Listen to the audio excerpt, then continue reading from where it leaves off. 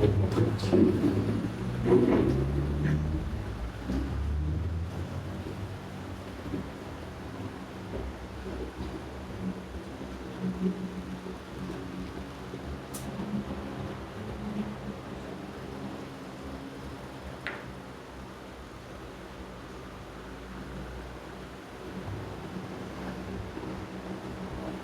bem, irmãos. Já falamos um pouco cantamos e refletimos um pouco aqui sobre a vida. E vamos continuar pensando sobre este dom de Deus, que é a vida. É muito bom falar de vida. Prazeroso. A morte causa o oposto de vida. É muito bom. Quando se fala de vida, sempre falamos de pensar. É comum, quando alguém está vivendo um momento bem alegre, bem feliz, a gente falar: fulano está cheio de vida. Olha como está a expressão de alegria do fulano. Parece estar cheio de vida. É coisa boa. E esse dom precioso, realmente bom, grandioso, nós sabemos que ele veio de Deus. Isso é um presente que Deus nos deu. E muito rapidamente nós queríamos começar refletindo em alguém que, no passado, um grande servo do Senhor, que conheceu, entendeu essas verdades, homem reto, justo diante de Deus, conheceu a alegria da vida, mas também ele passou pelas agruras da vida, as aflições difíceis porque ele passou, foram tantas que ele virou símbolo de sofrimento. Estamos falando do grande homem de Deus chamado Jó. Qualquer pessoa, quando está passando por uma tribulação forte, um sofrimento muito grande, é muito fácil de nós lembrarmos. Todos que conhecem a leitura bíblica, a história da Bíblia, é muito fácil lembrar: alguém está sofrendo como Jó, está passando por dificuldades tremendas, parece um Jó. Então podemos entender, Jó teve um conhecimento, viveu o prazer da vida, momentos agradáveis da vida, antes de ser afligido.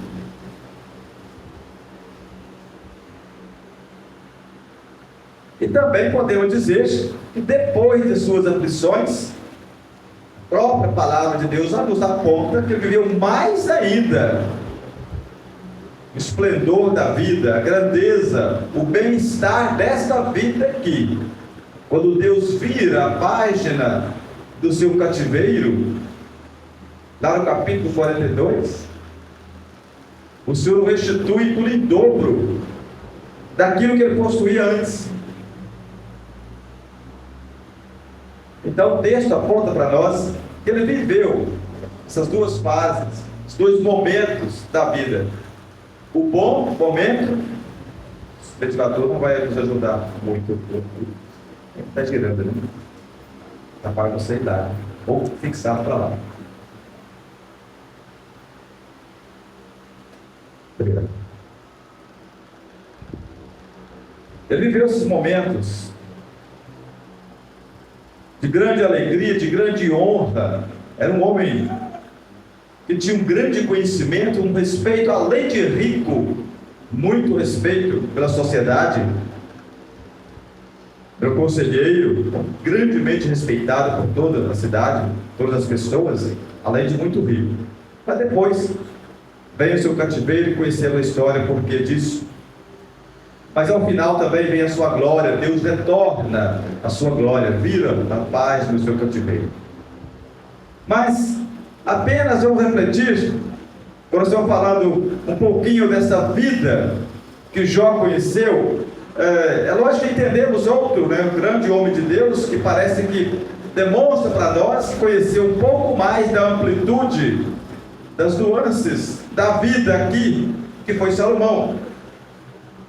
Com a sabedoria que Deus deu a Salomão, a gente vê que ele escreveu com tanta propriedade o que é a vida em si, o que é aqui, o estar aqui nesta vida, a natureza como um todo, um conhecimento muito expressivo do que é a trajetória humana. Mas o viver, parece que os dois momentos, os dois extremos da vida, a gente vê em Jó, este que viveu,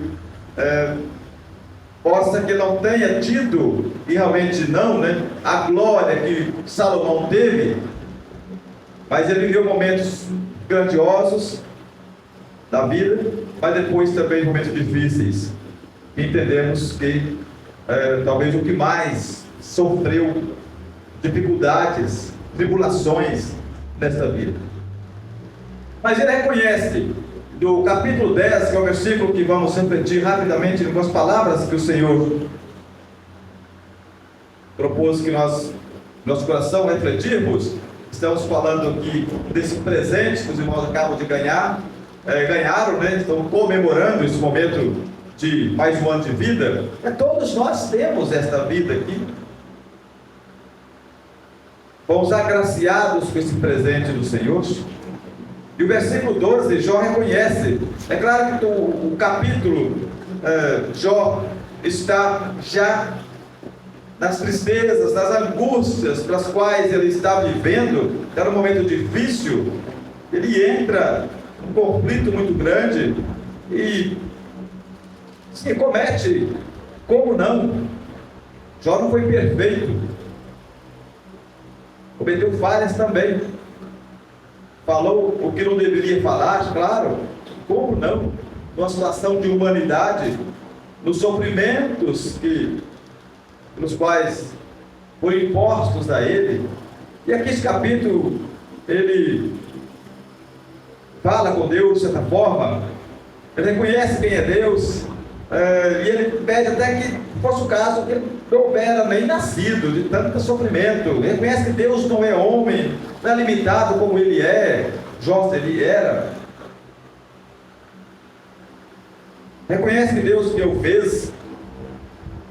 Tudo bem. Mas vamos para o versículo 12, que ele reconhece que a vida e a bondade ou a beneficência foram concedidas por Deus. Vida e beneficência me concedeste, e o teu cuidado guardou o meu espírito. Esta é a reflexão nossa, rapidamente aqui. Jó sabia da grandeza de Deus, do poder de Deus.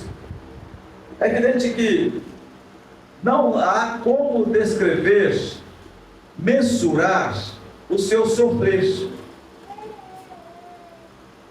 E ele questionando, mas eu sou justo, eu não fiz nada que viesse agravar o pecar contra o Senhor, estou passando por isso. Ele entra numa demanda, de certa forma, justificável aos nossos olhos.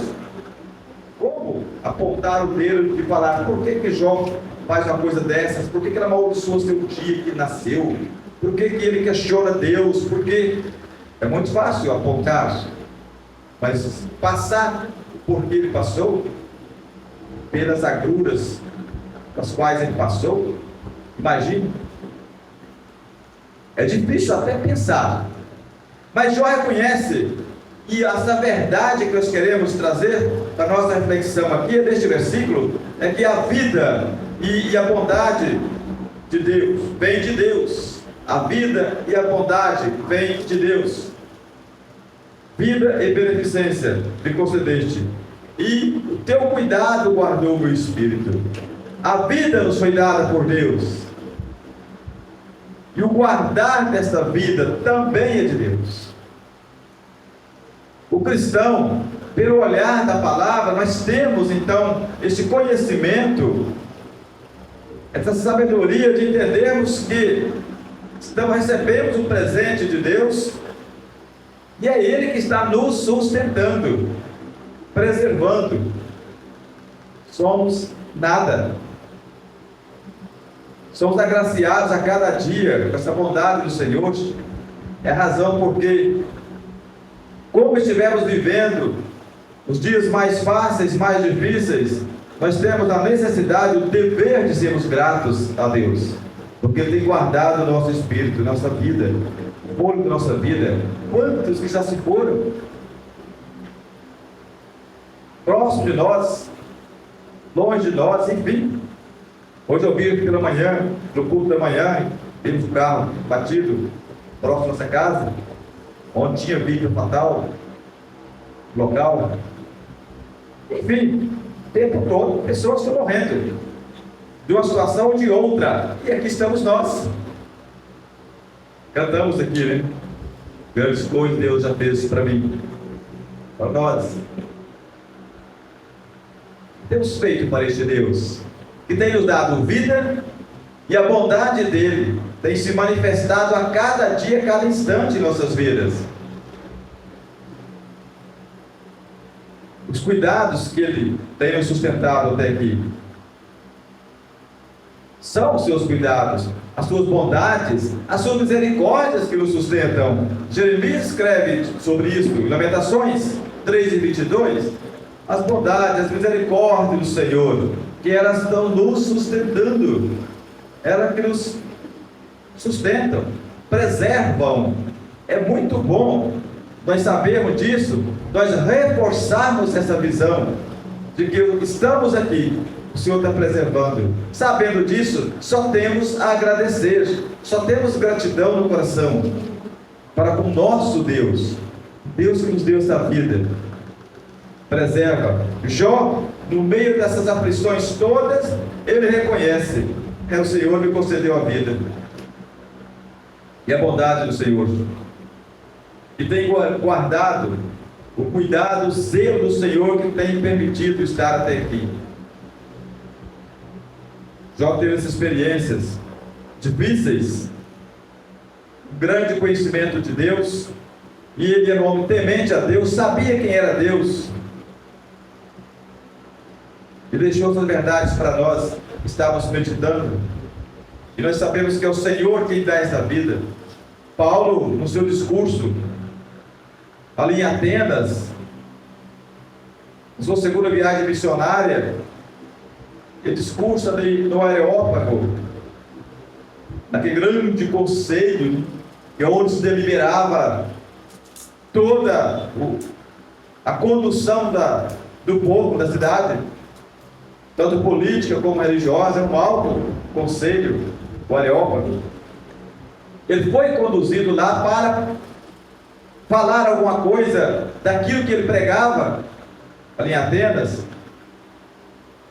E ele cita no capítulo 17 de Atos, no versículo 28, ele fala de Deus, e fala: porque nele nós vivemos. Versículo 28. Nele nós movemos e existimos. Nele vivemos, movemos e existimos, combinando com aquilo que Jó tinha dito, a bondade do Senhor, as suas beneficências para conosco. Estamos aqui pela misericórdia dele. Todo cristão reconhece o poder de Deus, a ação de Deus em dar a vida, conservar, preservar e cuidar dessa vida, pela graça do Senhor. O mundo não. As pessoas que querem tomar conta de si, conduzir as suas vidas, eu faço, eu deixo de fazer, eu me protejo dessa e daquela forma, por isso que não acontece isso ou aquilo comigo. Não, o cristão entende: somos, fazemos ou deixamos de fazer, nos movemos, Paulo dizendo aqui, é do Senhor, pelo poder, pela graça e a misericórdia dele. E Paulo então diz esse texto quando ele discursa ali no Areópago, em Atenas: Pois somos também sua geração. Ele até cita alguns poetas, né, dos gregos. Não citou o nome, mas ele cita algo que o povo conhecia. Quando ele disse: porque nele vivemos, movemos e existimos, como também alguns de vossos poetas disseram, pois somos também sua geração. Até mesmo as pessoas que têm um conhecimento a mais, pela própria razão de entender as coisas, sabe que Deus criou. Muitas pessoas que não têm Deus como Pai, é filho de Deus pela fé, mas entende, fomos criados por Deus. Deus fez todas as coisas. E nós entendemos mais do que isso. Somos geração criados, gerados pelo Senhor, preservados por Ele, cuidados por Ele, somos amados por Ele. E nos tornamos amados dele também, filhos dele. Imagine então o cuidado especial que Deus tem com o seu povo. Se a vida que nós estamos falando aqui, fôlego de vida, Deus tem dado a nós, isso vem dele, é uma dádiva perfeita, como o Tiago diz, né? Comecinho da sua carta, versículo 17, capítulo 1, toda boa dádiva, todo dom perfeito, vem descendo do Pai das luzes, em quem não há nenhuma mudança, nem sombra de variação alguma, vem de Deus. Nós temos o coração grato, porque sabemos que vem de Deus. Ele nos fez, e Ele vai nos cumulando de benefícios. O salmista, Salmo 69 diz, nós acumulando dia a dia de benefícios, e só temos a agradecê-lo por isso. Viver uma vida de gratidão, de reconhecimento que foi Deus quem deu esta vida. Os nossos irmãos completando mais um ano, todos nós recebemos essa vida graciosamente da parte de Deus, e a bondade dele, suas misericórdias vão se renovando sobre nós a cada dia. Isso vai nos alimentando. Sabemos do cuidado de Deus, pela fé que temos desse Deus que cria e provê todas as coisas, é o provedor, é aquele que nos sustenta. Conforme Paulo discursa ali em Atenas, vivemos do Senhor. Se nós nos movemos, se nós existimos, é nele, pela graça, pelo poder, pela misericórdia dele. E por ato de justiça, não deveríamos sequer estar aqui, não deveríamos sequer existir. Deveríamos todos ser extintos lá quando o pecado surgiu, desde o começo. Mas a graça de Deus se manifesta lá no Éden, quando Ele provê um recurso para manter Adão, pecador, mas vivo, o sustenta. Isso é graça, porque o mérito dele, de Adão e Eva, o mérito da raça humana naquele momento seria a morte, o extermínio de vez. Mas a graça já se manifesta ali. Deus provê, Deus graciosamente mantém, pela bondade dele, ele mantém e veio mantendo até chegar no momento de aplicar juízo sobre a terra, em Gênesis 6, quando ele decide punir maciçamente, exceto preserva a graça de novo, preserva Noé com a sua família. E de lá para cá vem a terra se multiplicando de pessoas, também a iniquidade crescendo, se avolumando, e Deus continua pela misericórdia e graça sustentando este mundo, mesmo o seu pecado.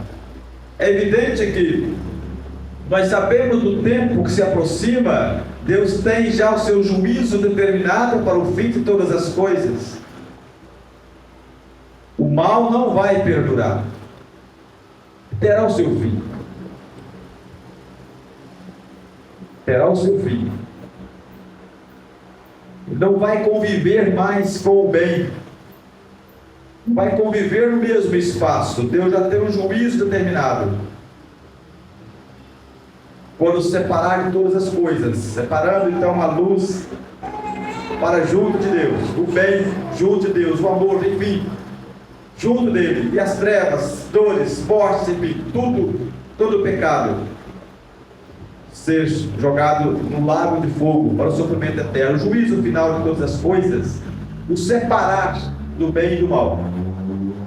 Mas pela bondade, misericórdia e graça, o Senhor está mantendo a nós, o seu povo, e pela sua bondade e misericórdia, continua mantendo ainda o mundo. É Ele que está sustentando todas as coisas.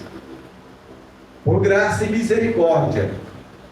Mas sabemos que vai ter um fim, e tem o seu fim determinado pelo Senhor.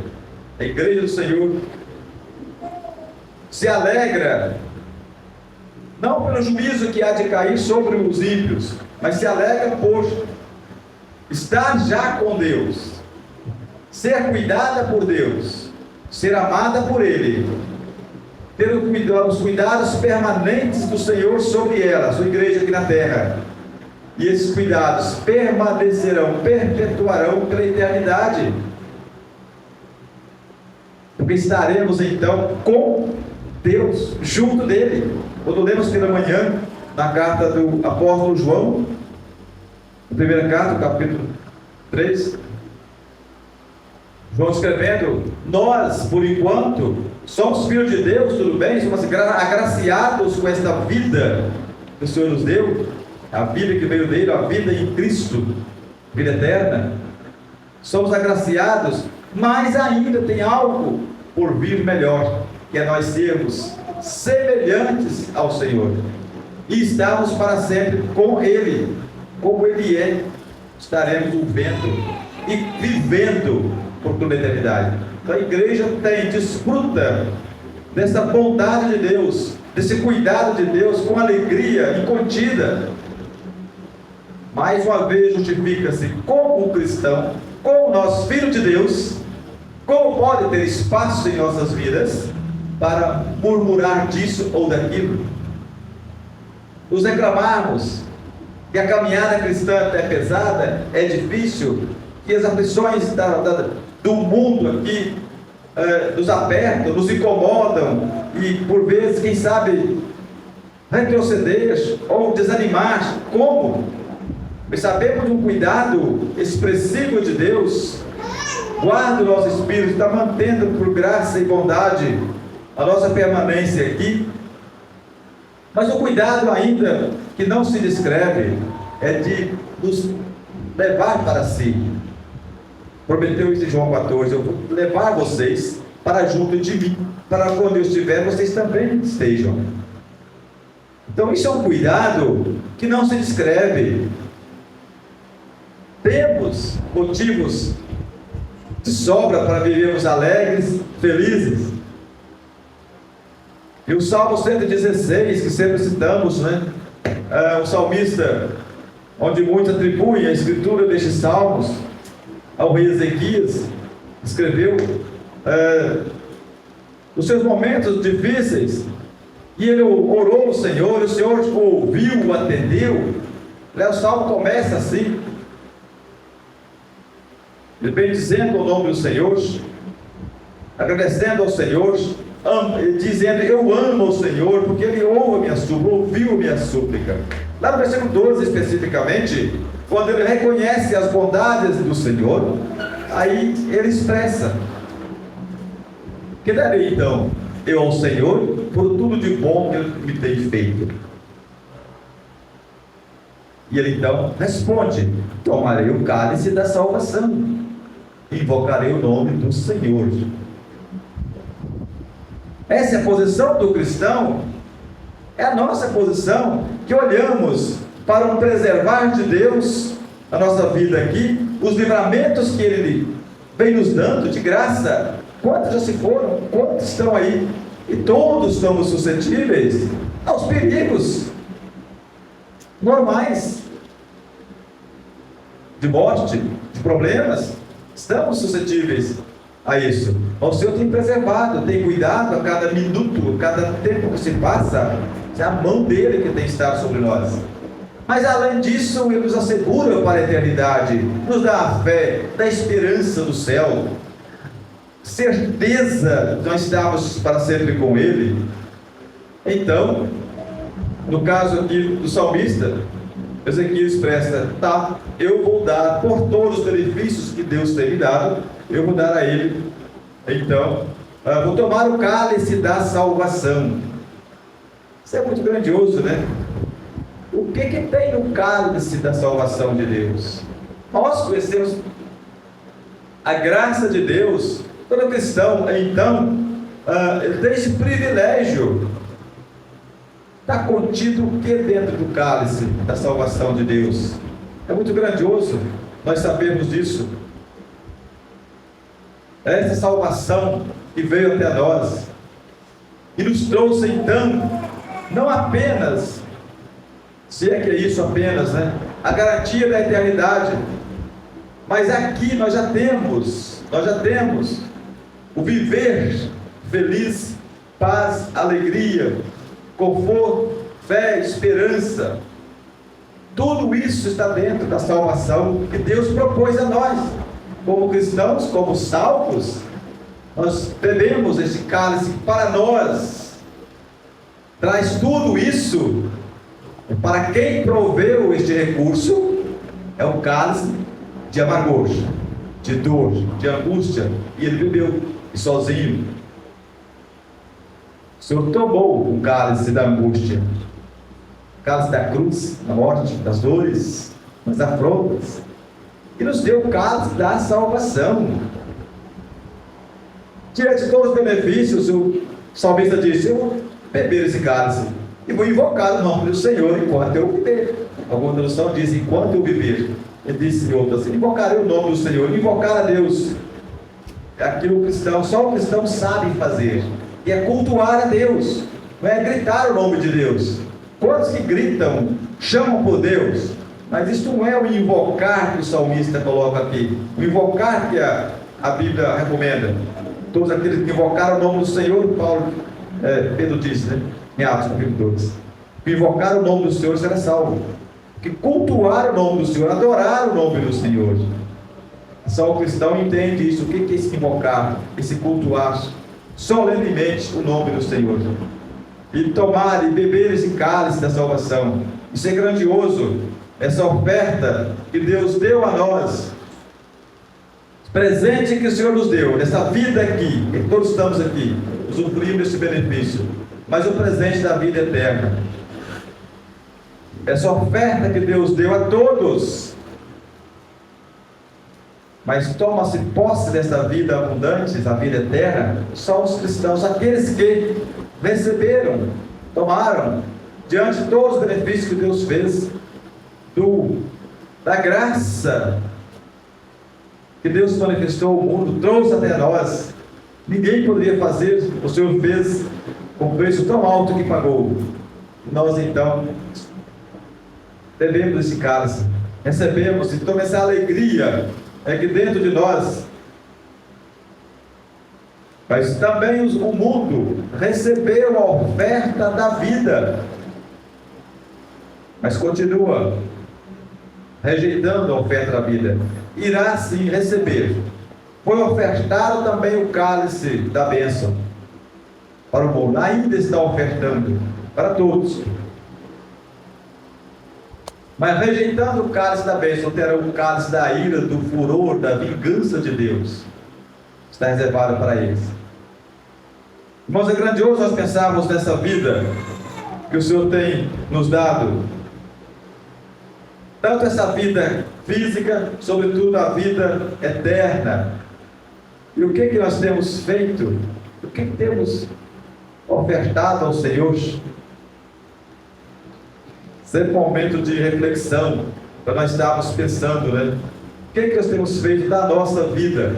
O tempo que Ele tem permitido nós vivermos aqui, de que maneira nós estamos correspondendo com as bondades de Deus, toda bondade que tem dispensado sobre nós, cuidado perfeito, carinhoso, amoroso, o zelo que Deus tem, vela por nós diuturnamente. Salmo 121 descreve isso. O Senhor não tosqueneja, não dormita, Ele está a vigiar, a cuidar do seu povo. Como eu estou correspondendo com aquilo que Deus tem feito na minha vida? Que tipo de gratidão eu estou ofertando a Deus? Que tipo de servir? Que tipo de servo eu tenho sido? Tenho tido uma vida realmente de alegria, de fé, de motivação, de prazer de servir ao Senhor? Então eu tive o prazer de falar disso, de anunciar essa vida que ainda está sendo ofertada àqueles que não a têm ainda a vida abundante em Cristo. Não tenho tido essa alegria. É momento de reflexão, que nós possamos estar pensando: o que temos feito com todas as bondades do Senhor? É Ele que nos deu a vida e a bondade dele que tem nos sustentado até aqui. Mas eu tenho correspondido com o quê? Que forma eu tenho me apresentado diante desse Deus que me salvou, que me amou, que continua a cuidar de mim? Que o Senhor nos capacite, a nós sermos mais alegres, mais gratos a Ele, desenvolvemos mais essa gratidão e reconhecer cada dia mais que é Ele que tem sido infinitamente bondoso para conosco, cuidadoso, e a graça dele tem nos envolvido a cada dia, a cada instante. Estamos vivendo com muita alegria essa graça. Estamos também nos preocupando em anunciarmos essa graça que ainda continua salvando vidas, aqueles que a recebem. Que o Senhor nos capacite a vivermos com maior alegria, falarmos dessa graça com maior alegria quando aqui estivermos. Amém. Obrigado por assistir até o final. Se você gostou, deixe seu like, se inscreva no canal e deixe sua opinião nos comentários. Não perca o nosso próximo vídeo.